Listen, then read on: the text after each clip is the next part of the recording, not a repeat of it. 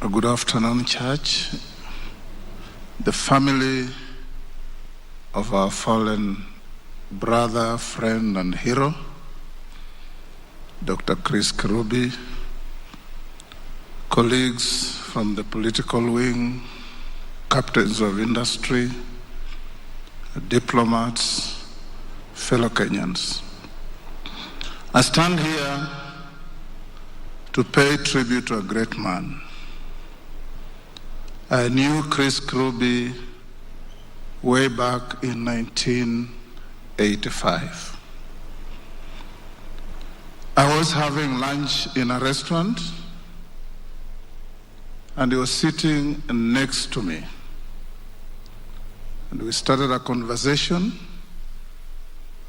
and there I learned that him and I went to the same school, Friends School, Kamsinga, a giant of many schools in Western Kenya.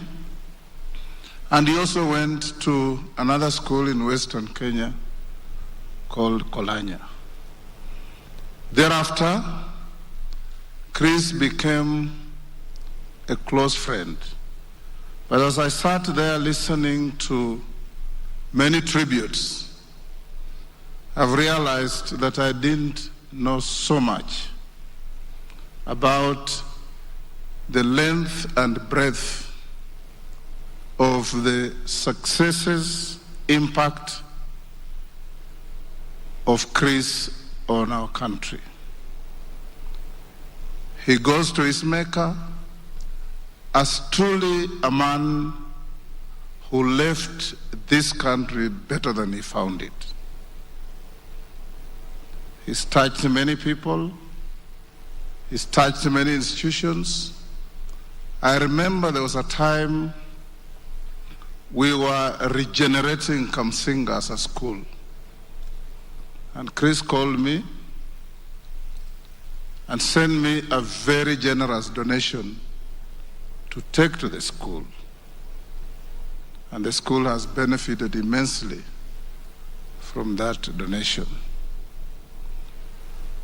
When I was the foreign minister of this country, Chris called me once and said, "My friend, I have invested in Ethiopia, and I'm having some difficulties that I need to be sorted out." I told him, "Come to the office in the morning." I go to the office at 6:30 so that we can discuss and see what to do. When I arrived at my office at 6:30, Chris was there waiting for me. He had arrived way ahead of me. That is how studious he was to getting what he wanted to do. We sat in my office. I placed a phone call to the then Prime Minister of Ethiopia, Meles Zenawi, and Meles told me, "Moses, if it is somebody that you know well and is having any difficulty with my government, come over with him." The next day, Chris and I were in Addis. We had dinner with the Prime Minister, and I believe the issues that Hako Industries was encountering in Addis were resolved. That is how practical Chris was. So as we come here today, we learn one lesson, that Kenyans can truly, in working hard, build Kenya. And Kenyans working hard can change lives of fellow Kenyans. The last issue I want to say about Chris is his friendship with people beyond the borders of our country. Chris was a very close friend, not just as an honorary consular of Ghana, but of the former president of Ghana, John Kufuor, who also happens to be my close friend. Every time I have spoken to Dr. John Kufuor on phone, he has asked me about Chris. He's told me how Chris used to visit him.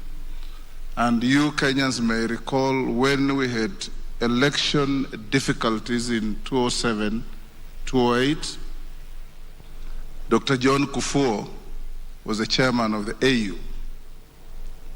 And he came here to bring sanity to the warring sides of our politics. When he was here, he was permanently in company of Chris Kirubi. I used to join them at the Intercon for a cup of tea, for a dinner. And you could see the chemistry between the two. And John Kufuor said, if Kenya has one man who has got a knack and an eye for entrepreneurship, it is this man, Chris. And you can imagine that was a president, the chair of AU, but they were on first name terms with Chris. Chris called him John, he called Chris, Chris.